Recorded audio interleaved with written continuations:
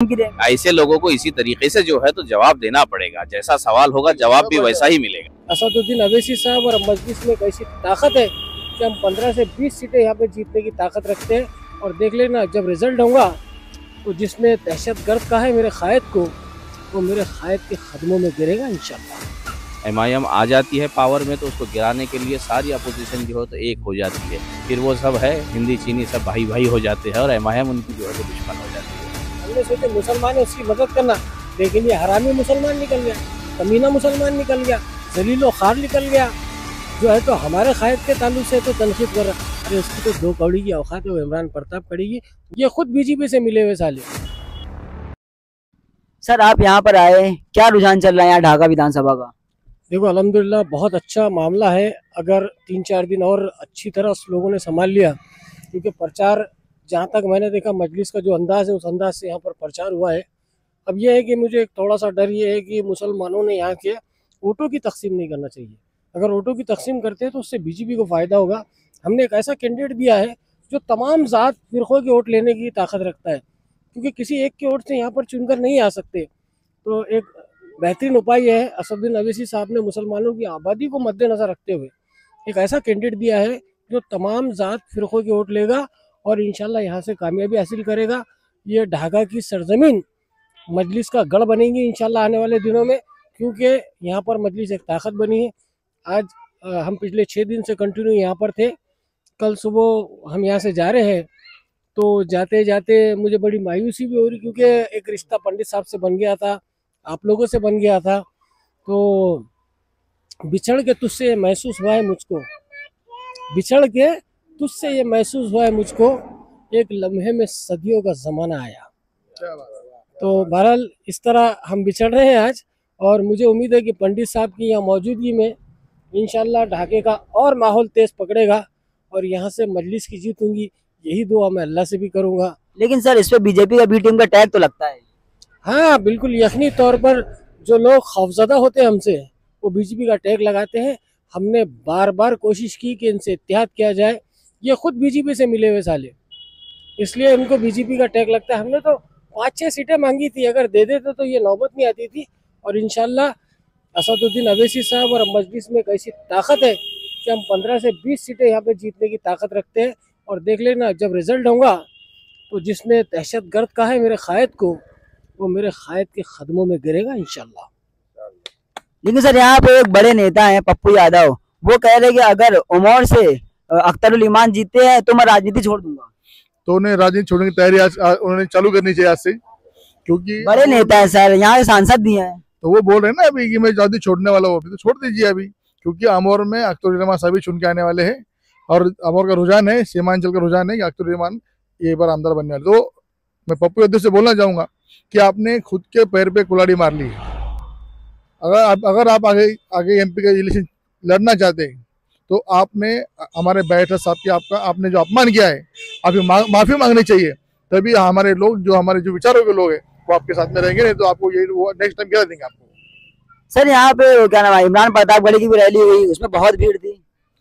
देखिए भीड़ तो जमती है, जब गवैया कोई नाचने वाला गाने वाला अगर जमा हो जाएगा भीड़ तो जमा होगी, लेकिन उसका असर जो है आवाम पे और जनता पे कितना होगा ये तो देखने वाली बात है। जनता पे असर कितना होता है जब बैरिस्टर असदुद्दीन ओवैसी साहब की सभा होती है, इम्तियाज जलील साहब की सभा होती है, अख्तरुल ईमान अगर स्टेज पे खड़े होते तो पता चलता है।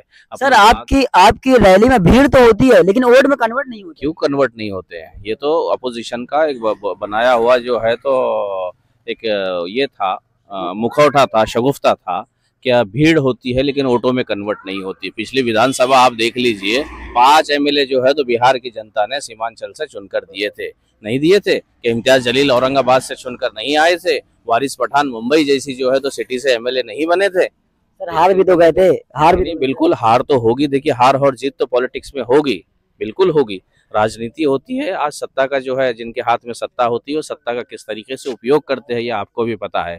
सत्ता में जब MIM आ जाती है पावर में तो उसको गिराने के लिए सारी अपोजिशन जो है तो एक हो जाती है, फिर वो सब है हिंदी चीनी सब भाई भाई हो जाते हैं और MIM उनकी जो है तो दुश्मन हो जाती है। तेलंगाना के चीफ मिनिस्टर हैं जिनके साथ अवैसी साहब बहुत ज्यादा रहते हैं, वो कह रहे हैं कि कांग्रेस है तो मुसलमान है।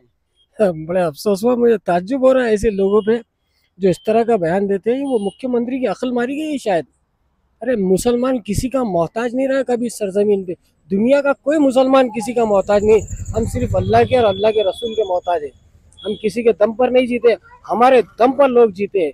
और रही आपने इमरान प्रतापगढ़ी की बात बोले, तो मैं आपको बता दूं उन्होंने पार्लियामेंट का इलेक्शन लड़े थे तो उनकी जमानत जब्त हो गई थी। आपको पता है उत्तर प्रदेश में।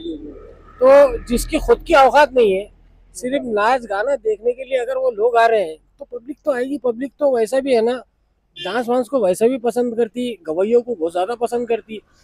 अगर तकरीर से किसी का असर पड़ता है तो मेरे ख्याल बैरिस्टर असदुद्दीन अवैसी, अकबरुद्दीन अवैसी, इम्तियाज जलील साहब, ये लोगों का असर पड़ता है साहब। ऐसे गवैयों का असर नहीं पड़ेगा जिनकी औकाती कौड़ी की है। अवैसी साहब लोगों को कहते हैं कांग्रेस को वोट देने मना करते हैं, और उनके 2 एमएलए राज्यसभा जिताने के इमरान प्रतापगढ़ी को राज्यसभा भेजा दिए। मजबूरी थी, हमने सोचे मुसलमान है, हमने मुसलमान है समझे थे। हमें क्या मालूम था कि ये शतरंजा उठाने वाला है। अब समझ में आ रहा है कि गलती हुई थी। अगर एब्सेंट रहते तो पुरता था, क्योंकि हमारा कैंडिडेट तो राज्यसभा को था नहीं। हमने सोचे मुसलमान है उसकी मदद करना, लेकिन ये हरामी मुसलमान निकल गया, कमीना मुसलमान निकल गया, जलीलो खार निकल गया, जो है तो हमारे कायद के ताल्लुक से तो तनखीद कर रहा। अरे उसकी तो 2 कौड़ी की औकात है वो इमरान प्रतापगढ़ी की। उसने वापस से नाचना गाना शुरू कर देना, क्योंकि राज्यसभा जाने के बाद तो उसका मामला ख़त्म ही होने वाला है। तो वापस से शेर शायरी करे तो बेहतर है। मैं तो उसको शायर में मुकम्मिल नहीं समझता, वो नाकाम शायर है और ज़िंदगी में कभी कामयाब नहीं हो सकता। अख्तरुल ईमान साहब जहाँ जा रहे हैं उनका बाइकआउट हो रहा है। नहीं, बिल्कुल जो है तो अपोजिशन का एक फंडा जो है तो चल रहा है, बाइकआउट नहीं होता है। वीडियो बहुत आ रही है। देखिए वीडियो का सवाल नहीं होता है। अगर मैं हूँ, मेरे समर्थक होते हैं तो मेरे विरोधक भी होते हैं। अगर मैं किसी मेरे विरोधक के अगर मकान में चला जाऊँ तो वो तो मेरा विरोध करेगा ही करेगा। अगर जो विरोधी खेमा है, विरोधी खेमे का जो है तो कार्यकर्ता है या पदाधिकारी है, अगर उसके वहाँ पे जाते हैं तो अख्तरुल ईमान साहब का बड़ापन है कि वहाँ पर भी जाके जो है तो वो वोटों की बिनती करते हैं, अपील करते हैं, उनसे मिलने की कोशिश करते हैं। लेकिन अगर लोग नहीं मिलना चाहते हैं तो उसको बढ़ा चढ़ा के अगर वो विरोध दिखाना चाहते हैं तो ये तो उनका कमजोरी है। ये बड़ापन तो अख्तरुल ईमान साहब का है कि हर जगह वो जा रहे हैं, जो उनके विरोधक है उनके पास भी वो जा रहे हैं। लेकिन अख्तरुल ईमान साहब अपने स्टेट में भावुक बहुत ज्यादा हो जा रहे हैं, क्या उनको हार का डर सता रहा है? भावुक इंसान ही है वो लोग दुख दर्द समझते हैं। वो लोग दुख जो है ना दर्द दूर करना चाहते हैं, वो टाइप के भावुक है। पर राजनीति के वो हीरो है। राजनीति में संघर्ष का काम करने वाले लोग है वो। राजनीति से उन्हें ऊर्जा मिलती है, ऊर्जा देने वाले लोग है वो। नहीं, इम्तियाज जलील साहब भी जब हार रहे थे वो भी अपने स्टेट से भाग हो गए थे। इनको भी कहेंगे ऐसे तो नहीं लग रहा है? नहीं, ऐसा कुछ नहीं है, हारने वाले नहीं है। आप ये जो विषय है ना, कुणाल ये आरजीसी से पैसे लेके आया लग रहा है जैसा मुझे पत्रकार पूरे हिंदुस्तान नहीं, मैं किसी से पैसे नहीं लिए। मुझे तो ऐसा लग रहा है तुम्हारे सवालात से कि सबसे ज्यादा तुमको आर की तकलीफ हो रही है, आरजेडी की। हमको ऐसा महसूस हो रहा है तुम स्टेट से भाग हो जा रहे हैं। चारा चोरी में पैसे लिए हुए पत्रकार साहब। नहीं, हम तो नहीं लिए हैं। वो आपको बताना पड़ेगा, उसकी इंक्वायरी जब बीजेपी करेंगी ना तो जब आपको समझ में आएगा कि आपने लिए थे कि नहीं लिए थे। बीजेपी काम है सबको स्वच्छ करना। बीजेपी का क्या है, वो उनके पास वॉशिंग पाउडर है, जो भी बीजेपी में जाता है वो स्वच्छ हो जाता है।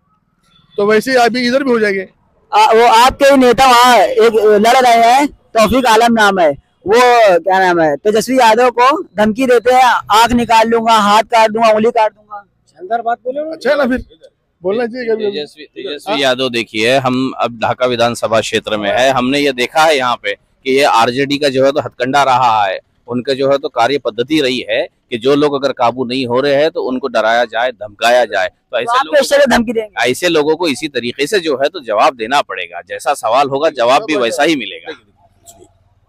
हम लोग संविधान के मानने वाले हैं। उनके बयान का पार्टी समर्थन नहीं करती, राष्ट्रीय अध्यक्ष समर्थन नहीं करते हैं, लेकिन जो बयान था उनका दिल का दर्द था।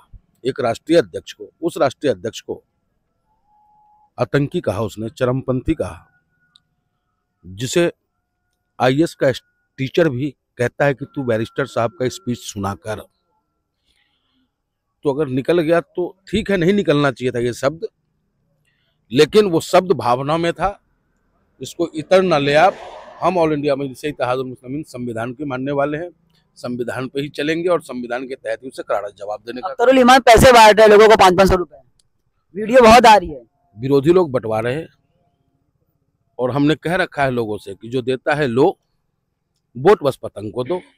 हमारे पास पैसा नहीं है, दिल है, जज्बाती है हम, पैसा नहीं है।